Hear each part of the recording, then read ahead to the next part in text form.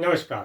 Kumar astro science में आपका स्वागत है मेरे एक नए वीडियो के साथ। आज की इस वीडियो में हम बात करेंगे कर्क लगन के लिए, कैंसर एसेंडेंट के लिए अप्रैल 2025 के मंथली प्रेडिक्शन के विषय में। तो आइए सबसे पहले बात करते हैं प्लेनेटरी मूवमेंट के विषय में।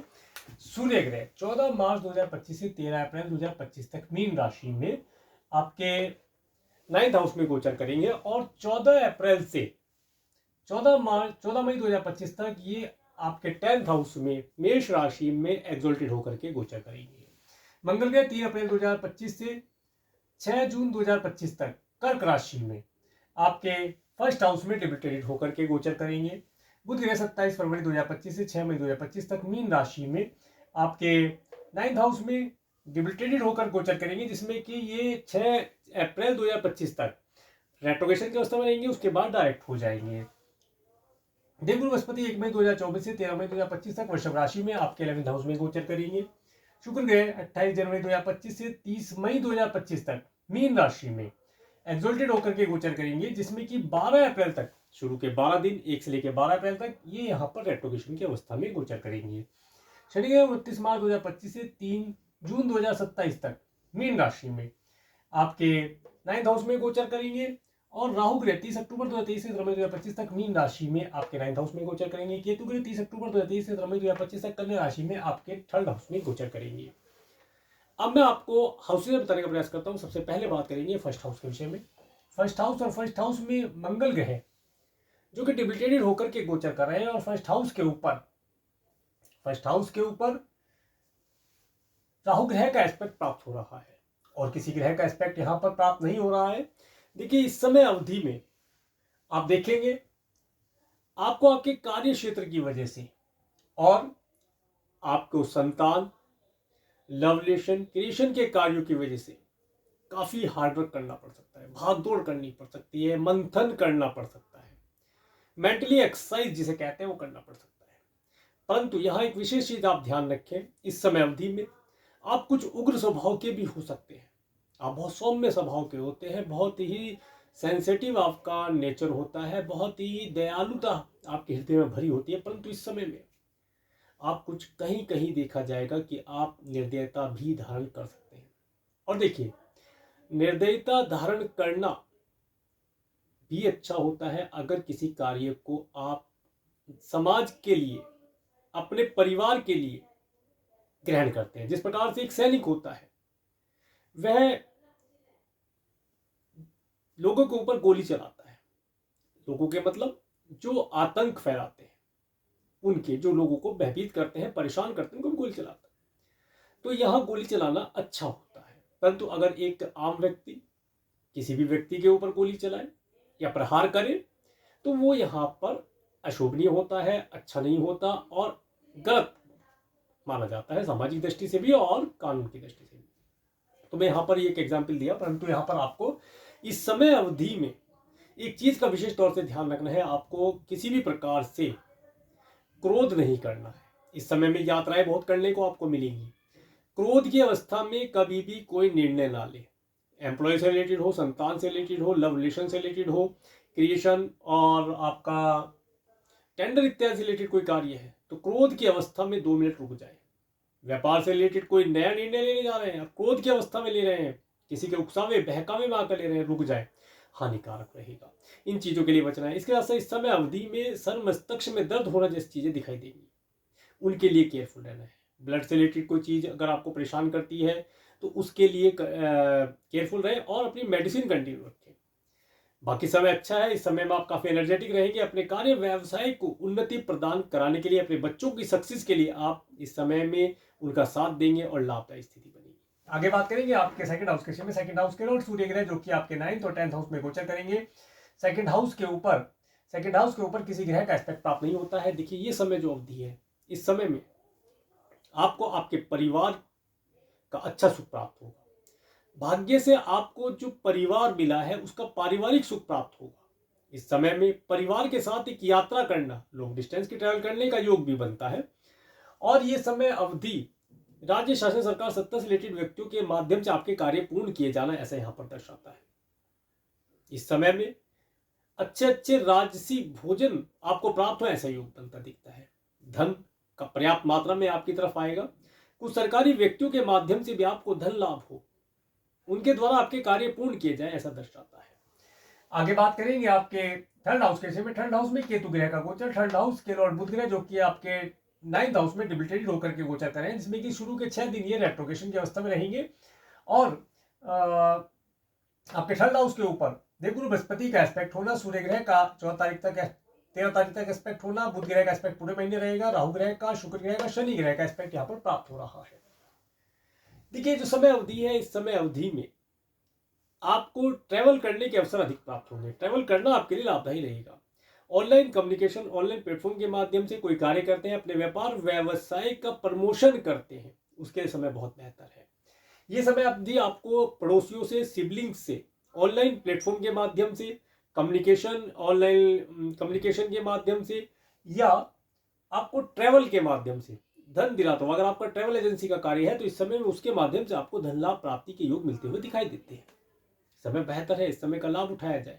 पराक्रम में वृद्धि होगी, पराक्रम आपका बढ़ा हुआ रहेगा, परंतु उसे ओवर न होने दें, उसे कंट्रोल में रख के चलेंगे तो बहुत अधिक लाभ प्राप्त कर पाएंगे। आगे बात करेंगे आपके फोर्थ हाउस के विषय में। फोर्थ हाउस के लॉर्ड शुक्र ग्रह जो कि आपके 9th हाउस में गोचर कर रहे हैं और एक्सॉल्टेड है।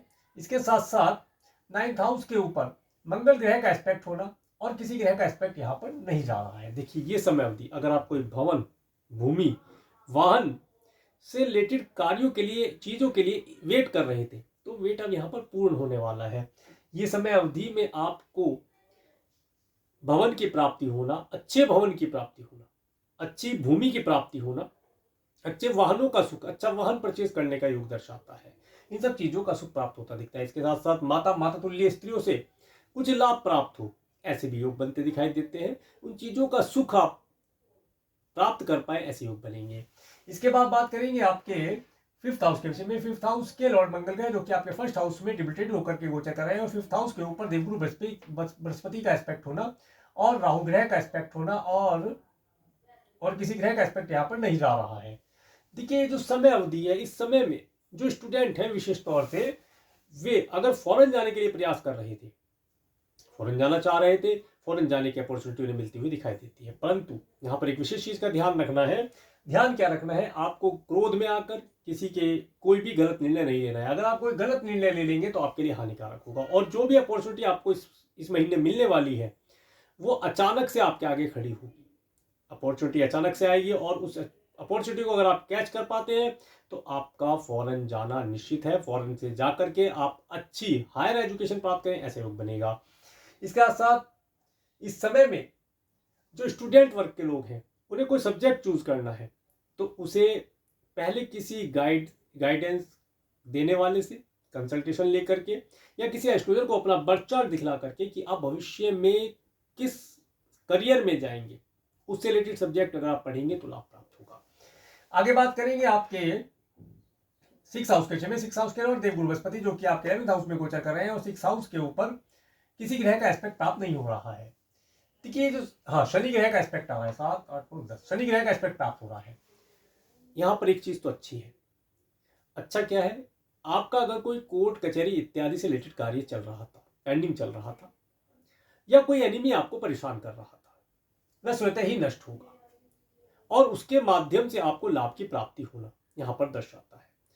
एनिमी से भी कुछ लाभ प्राप्त हो, कुछ धन लाभ आप प्राप्त करें, नेम फेम आपको मिले, ये सब चीजों का सुख मिलाता हुआ दिखाई देता है। इसके साथ साथ अगर आपको ऋण लेना चाहते हैं वो ऋण आप आसानी से प्राप्त कर पाएंगे। किसी को ऋण दिया था, उसकी रिकवरी चाह रहे थे, नहीं हो पा रहा था, अब ये चीजें आपको प्राप्त होने का योग बना है। इसके बाद बात करेंगे आपके 7th हाउस के में। 7th हाउस के लॉर्ड शनि ग्रह जो कि आपके 9th हाउस में गोचर कर रहे हैं और 7th हाउस के ऊपर मंगल ग्रह का एस्पेक्ट होना और केतु ग्रह का एस्पेक्ट होना और देवगुरु बृहस्पति का एस्पेक्ट होना। समय बहुत बेहतर है। जिन बच्चों का विवाह अभी तक नहीं हो पाया था उन्हें वैवाहिक जीवन में परिणित होने का योग बनेगा। व्यापार व्यवसाय में अगर आप व्यापार व्यवसाय में पार्टनरशिप करना चाहते हैं तो ये समय अवधि में आपको नए नए अच्छे अच्छे पार्टनर मिलेंगे जो आपको आपके व्यापार व्यवसाय में उन्नति प्रदान करने की योजनाएं बताएंगे। तो उन योजनाओं को लिया जाए। कुछ पार्टनर ऐड करना चाह रहे थे, उन्हें ऐड कर लिया जाए, लाभदायी रहेगा। वैवाहिक जीवन सुखद रहेगा, परंतु वैवाहिक जीवन में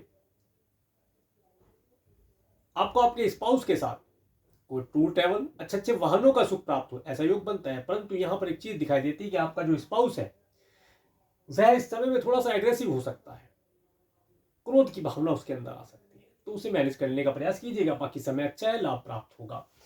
आगे बात करेंगे आपके 8th हाउस के विषय में। 8th हाउस के लॉर्ड शनि है जो कि आपके 9th हाउस में गोचर कर रहे हैं, और 8th हाउस के ऊपर मंगल ग्रह का एस्पेक्ट प्राप्त हो रहा है, और किसी ग्रह का एस्पेक्ट यहाँ पर नहीं जा रहा है।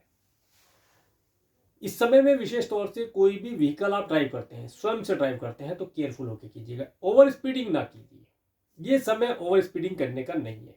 दूसरी चीज, इस समय में कुटुंब के सदस्य, आपके स्पाउस के परिवार वाले जो व्यक्ति हैं, उनसे वार्तालाप करते समय अच्छे शुभ लगने वाले शब्दों का प्रयोग कीजिएगा, एग्रेसिव ना हो। अगर आप एग्रेसिव होने से बच जाएंगे तो आपके सारे कार्य आसानी से पूर्ण हो जाएंगे। इसके साथ जो किसान भाई हैं, इस समय में खेती की जमीन जो है उसके अंदर जो मिट्टी है उसे उपजाऊ बनाने के लिए कुछ कार्य कीजिएगा। मिट्टी में किसी प्रकार का कोई कीड़ा या धुन या कोई भी परेशानी इस समय में मिट्टी को खराब कर सकती है, उसका रखरखाव का ध्यान किया जाए तो लाभ प्राप्त होगा। आगे बात करेंगे आपके 9th हाउस के विषय में। 9th हाउस के लॉर्ड देव बृहस्पति जो कि आपके 11th हाउस में गोचर कर रहे हैं। 9th हाउस के ऊपर देखिए 9th हाउस में सूर्य ग्रह है, बुध ग्रह है, शुक्र, राहु, शनि है, और केतु ग्रह का एस्पेक्ट भी प्राप्त हो रहा है। तो सबसे ज्यादा इस महीने में जो एक्टिव हाउस रहने वाला है वो आपका भाग्य है, आपका 9th हाउस है। सूर्य ग्रह 14 तारीख को यहां से मूव कर जाएंगे, आपके कार्य क्षेत्र में आ जाएंगे। देखिए इस समय में आपको एक लंबी दूरी की सुखद यात्रा करने का योग बनता है, धन प्राप्ति के योग प्राप्त होंगे, वाहनों का सुख होना, सरकारी व्यक्तियों के द्वारा आपके कार्य पूर्ण किए जाना, उन कार्यों से लाभ होना। इसके साथ साथ इस समय अवधि में आपको अगर वीजा, पीआर, ग्रीन कार्ड के लिए आप अप्लाई कर रहे थे, पिछले समय में नहीं हो पा रहा था, अचानक से यहां पर आपका कार्य पूर्ण होता हुआ दिखाई दे रहा है। इस समय में आपको आपके स्पाउस के परिवार वालों से भी सुख की प्राप्ति हो, लाभ की प्राप्ति हो, धन की प्राप्ति हो, कुछ लग्जरी की चीज की प्राप्ति हो, ऐसा योग बनता हुआ दिखाई देता है। इसके बाद बात करेंगे, इसके साथ आपके स्पाउस के जो सिबलिंग्स हैं उनकी तरक्की होना यहाँ पर दर्शाता है, उनकी तरक्की में आपका योगदान होना बहुत मायने रखता है। आगे बात करेंगे आपके 10th हाउस के में। 10th हाउस के लॉर्ड मंगल ग्रह जो कि आपके 1st हाउस में डिबिटेड होकर के गोचर करेंगे, और 10th हाउस के ऊपर 10th हाउस में सूर्य ग्रह 14 तारीख के बाद आ जाएंगे, और 10th हाउस के ऊपर किसी ग्रह का एस्पेक्ट प्राप्त नहीं हो रहा है। देखिए इस समय अवधि में 14 तारीख से पहले पहले आप अपने व्यापार व्यवसाय के लिए अगर जो भी कार्य आप करना चाह रहे थे उसके लिए आपको प्रयासरत रहना होगा, थोड़ा हार्डवर्क स्ट्रगल करना होगा। परंतु 14 तारीख के बाद गवर्नमेंट से रिलेटेड अगर आपका कोई कार्य पेंडिंग था वो अपने आप यहाँ पर पूर्ण होता दिखाई देता है। गवर्नमेंट की हेल्प से, सरकारी व्यक्तियों की हेल्प से, सरकार की हेल्प से आपको आपके व्यापार व्यवसाय में उन्नति मिलती दिखाई देती है। इसके साथ साथ इस समय में आपको अपने व्यापार व्यवसाय को अधिक दूरी पर रहने वाले लोगों तक पहुंचाने की चेष्टा करनी चाहिए, प्रयास करना चाहिए, ताकि आपको आपके व्यापार व्यवसाय में उन्नति प्राप्त हो। 14 तारीख के बाद से आपको सरकारी व्यक्तियों की हेल्प मिलनी शुरू हो जाएगी। ये सब समय आपके लिए बहुत बेहतर है। इस समय में कोई प्रोडक्ट सर्विस आप फॉरेन से या विदेश से लाना चाहते हैं या अधिक दूरी से लाना चाहते हैं, उसके लिए आपको प्रयास करना चाहिए। ये समय बहुत बेहतर है। आने वाले समय में सब चीजों का लाभ आप प्राप्त करेंगे। इसके बाद बात करेंगे आपके 11th हाउस के में। 11th हाउस में देवगुरु बृहस्पति का गोचर। 11th हाउस के लॉर्ड शुक्र ग्रह जो कि आपके 9th हाउस में एक्सोल्टेड होकर के गोचर कर रहे हैं, और 11th हाउस के ऊपर आप देखिएगा राहु ग्रह, केतु ग्रह का एस्पेक्ट है और शनि ग्रह का एस्पेक्ट है। यहाँ पर धन को संचय करने की बात आती है। जब भी आप धन को संचय करें या अपने धन को संचय करें या किसी भी पॉलिसी में डालें, तो उसकी टर्म्स एंड कंडीशन को अच्छी प्रकार से पढ़ लें, क्योंकि इस समय में आपके द्वारा कोई ऐसी स्कीम में पैसा लगाया जाना जिसमें धन फंस सकता है, अटक सकता है, परेशानी दे सकता है। इसके साथ साथ ये समय अवधि आपको आपके धन के अंदर वृद्धि करती तो दिखाई देगी। इसके साथ साथ आपके जो मित्र हैं या आपके कुटुंब के जो सदस्य हैं, जिनमें ताया जी, चाचा जी वर्ग के लोग आते हैं, वे भी इस समय में उनके यहाँ पर तरक्की होना, उनके घर में कोई नन्ना मुन्ना मेहमान आना, उनके व्यापार व्यवसाय में उन्नति होना, धन की वृद्धि होना दर्शाता है। और उनके यहाँ पर कोई मांगलिक कार्य हो, धार्मिक आयोजन हो, उसमें आपको सम्मिलित करने का होने का अवसर मिले, ऐसा योग बनता हुआ दिखाई देता है। मित्रों के यहाँ पर भी आपको यही चीज देखने को मिलेगी, तो इन सब चीजों का लाभ आप प्राप्त कर सकते हैं। नेम फेम आपको काफी मिलेगा, धार्मिक आप रहते हैं, धर्म कर्म से आपको नेम फेम की प्राप्ति होगी, ऐसा योग यहाँ बताता है।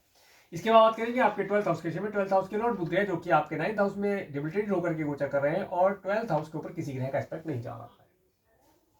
नहीं जा रहा है। देखिए इस समय में आप अगर फॉरेन के लिए प्रयास कर रहे थे, उसके लिए मैंने बताया उसमें आपको तरक्की प्राप्त होगी, परंतु यहाँ पर अगर आपको कोई डिजीज है, कोई परेशानी ऐसी है, कोई ऐसी हेल्थ रिलेटेड प्रॉब्लम है जो कभी भी बढ़ सकती है, तो अगर है तो उसे नज़रअंदाज ना करें। इस समय में उसका प्रॉपर ट्रीटमेंट कराएं, डॉक्टर से कंसल्ट लें, कुछ उपाय इत्यादि करेंगे तो वह परेशानी भी पूर्ण रूप से सही होगी और आपकी हेल्थ अच्छी बनी रहेगी। इसके साथ साथ इस समय में प्लेनेट आपके साथ अच्छी पोजीशन में है और सभी प्रकार के सुख आप प्राप्त कर पाएंगे। फॉरेन ट्रेवल का योग आपको बनता दिखता है। भाग्य से रिलेटेड सभी सुख आपको इस समय प्राप्त होते दिखते हैं। अब मैं आपको डिटेल देने का प्रयास करता हूं। सबसे पहले बात करेंगे 1 और 2 अप्रैल का समय। 1-2 अप्रैल का समय आपके पास फाइनेंस का आगमन होना, अच्छे मित्रों का सुख होना दर्शाता है। 3 और 4 अप्रैल का समय, 3-4 अप्रैल का समय आपको मेडिकल, मेडिसिन, हॉस्पिटल, दंड बंधन, कारागार, डोनेशन इत्यादि चीजों से, इन चीजों से जोड़कर देखता है। एक्सपेंसिव समय है, सोच समझ के खर्च करेंगे तो लाभ प्राप्त होगा, परंतु अगर आप फॉरेन जाने के लिए खर्च करते हैं, टिकट इत्यादि लेते हैं, तो उसके लिए समय बहुत बेहतर है। इसके बाद 5, 6, 7 अप्रैल का समय, ये समय आप काफी खुश रहेंगे। धन आगमन का योग बनेगा, मन प्रसन्न रहेगा। क्रोध की अधिकता को कंट्रोल इस दिन अवश्य करना है। 8-9 अप्रैल का समय, 8-9 अप्रैल का समय, 8-9 अप्रैल में आपको आपके परिवार का सुख मिलना, परिवार के साथ अच्छी वाणी का प्रयोग करके लाभ प्राप्त करना, परिवार में खुशी का माहौल होना, अच्छे अच्छे भोजन का लाभ मिलना। अगर सिंगिंग से रिलेटेड कोई कार्य करते हैं, इस दिन करेंगे तो अधिक लाभ प्राप्त होगा। 10-11-12 अप्रैल का समय, ये जो समय रहेगा, इस समय में आपके पास धन का आगमन होना, ऑनलाइन कम्युनिकेशन के माध्यम से, ट्रांसपोर्टेशन के माध्यम से, कॉल के माध्यम से या पड़ोसियों सिबलिंग्स के माध्यम से आपको धन लाभ मिलता हुआ दिखाई देता है। धन प्राप्ति का योग बनता है। इसके बाद 13-14 अप्रैल का समय, 13-14 अप्रैल का समय, ये जो समय है, इस समय में अगर आप कोई प्रॉपर्टी परचेज करना चाह रहे हैं, व्हीकल परचेज करना चाह रहे हैं, उसका सुख प्राप्त होगा। पूरे परिवार के साथ एक लंबी दूरी की यात्रा करने का अवसर प्राप्त होता है। माता तुल्य स्त्रियों से लाभ प्राप्त हो, ऐसा योग बनता दिखाई देता है। 15-16-17 अप्रैल का समय, 15-16-17 अप्रैल का समय आपके पास धन का आगमन होना। इसके साथ साथ इस समय में अगर आप स्टूडेंट हैं, हायर एजुकेशन के लिए प्रयास कर रहे हैं, इस दिन प्रयास करना लाभदायी रहेगा। इसके साथ साथ अगर आप संतान को कंसीव करना चाहते हैं, तो इन डेट्स का प्रयोग करेंगे तो आप एक उत्तम और स्वस्थ संतान को कंसीव करके लाभ प्राप्त कर पाएंगे। टेंडर इत्यादि का कार्य है, इस दिन टेंडर इत्यादि लेना या देना लाभदायी रहेगा, उनसे लाभ की प्राप्ति होगी। 18-19 अप्रैल का समय, 18-19 अप्रैल का समय आपको अपनी हेल्थ का ध्यान रखना है। हेल्थ रिलेटेड कोई इशू है वो बढ़ सकता है, उसके लिए रूटीन चेकअप कराया जाए। इसके साथ साथ इस समय में अगर आपने कोई ऋण लेना है, लोन लेना है, वह आप इस समय में उसके लिए वार्तालाप करें, बात करें, आपको धन मिलता हुआ दिखाई देता है। ये समय अवधि में एनिमी आपका शांत रहेगा, एनिमी से भी कुछ लाभ प्राप्त हो। कोर्ट कचहरी इत्यादि कार्य है, उस कार्य के लिए कंसल्टेशन लेना इस दिन बेहतर रहेगा, इस दिन चीजों का लाभ प्राप्त होगा। इसके बाद 20-21-22 अप्रैल का समय, 20-21-22 अप्रैल का समय धन लाभ दिलाता हुआ दिखाई देता है। स्पाउस के साथ या पार्टनर के साथ घूमने जाने का अवसर प्राप्त होता है। फॉरेन लैंड की ट्रैवल तक का योग ये देता है। उसके साथ अच्छा एंजॉयमेंट, अच्छा हैप्पी मैरिज लाइफ का सुख दिलाता हुआ दिखाई देता है। 23-24 अप्रैल का समय, 23-24 अप्रैल का समय आपके कार्यों में ऑब्स्टेकल डालने वाला रहेगा। इस दिन आपके कार्यों में कोई ना कोई ऑब्स्टेकल आना, कुछ ऐसे कार्य, अवांछित कार्य जो आपको नहीं करने चाहिए या आप नहीं करना चाहते, आपकी इच्छा नहीं है वो करने पड़े, ऐसा योग बनता है। इसके साथ साथ इस समय में अगर आपकी कोई पैतृक संपत्ति है उसके लिए, या कोई वार्षिक संपत्ति आपको मिलने वाली है, उसके लिए प्रयास करेंगे तो बेहतर रहेगा। किसान भाई हैं, भूमि के अंदर कीड़ा लगना, ये जो चीजें मैंने बताई थी, उसके लिए इन डेट्स का प्रयोग करें। इस डेट में अपनी भूमि का निरीक्षण, परीक्षण कराएं और भूमि को उपजाऊ करने का कार्य करेंगे तो अधिक उत्तम रिजल्ट प्राप्त होगा। साइंटिस्ट वर्ग के लोग हैं, पीएचडी इत्यादि कर रहे हैं, इस दिन अपने कार्य को पैटर्न कराएं, लाभ प्राप्त होगा। 25-26 अप्रैल का समय, 25-26 अप्रैल का समय अगर आप फॉरेन जाना चाहते हैं तो फॉरेन जाने के लिए अप्लाई कीजिए। वीजा, पीआर, ग्रीन कार्ड के लिए अप्लाई कीजिए और पहले से किया हुआ है, टिकट आपके हाथ में है, इस डेट में आप फॉरेन जाते हैं तो आपका भाग्य इस समय में आपका काफी प्रबल है। भाग्य से आपको यात्रा, सुखद यात्रा का योग देता है और आपके कार्यों को निर्विघ्न पूर्ण करने का आश्वासन देता है। इस समय का भरपूर लाभ उठाने का प्रयास करें। इसके बाद 26-27 अप्रैल का समय, 26-27 अप्रैल का समय जो है, इस समय में अगर आप जॉबलेस हैं, 1 मिनट, 26-27 नहीं, 27-28 अप्रैल का समय अगर आप जॉबलेस हैं तो इस समय में जॉब के लिए प्रयास करें। प्रमोशन इत्यादि की बात करनी है, इस डेट में करें, लाभ मिलता दिखाई देता है। इसके साथ साथ अगर आपका खुद का बिजनेस व्यापार है तो इस समय में नए एम्प्लॉय हायर करना, नए प्रोडक्ट सर्विस ऐड करना, व्यापार व्यवसाय के लिए कुछ नई योजनाएं बनाना, मीटिंग इत्यादि करना अधिक लाभदायी दिखाई देता है। 29-30 अप्रैल का समय आपको धन दिलाता हुआ दिखाई देता है। इस समय में धन का आगमन होना, मित्रों का सुख होना, पारिवारिक सुख होना, नीम फेम की प्राप्ति होना, व्यापार व्यवसाय में वृद्धि होना, सब चीज दर्शाता है। तो ये था अप्रैल 2025 का मंथली प्रेडिक्शन। और मेरे इस वीडियो को प्रेमपूर्वक देखने के लिए, मेरे चैनल पर प्रेमपूर्वक बनने के लिए आपका प्रेमपूर्वक धन्यवाद। नमस्कार।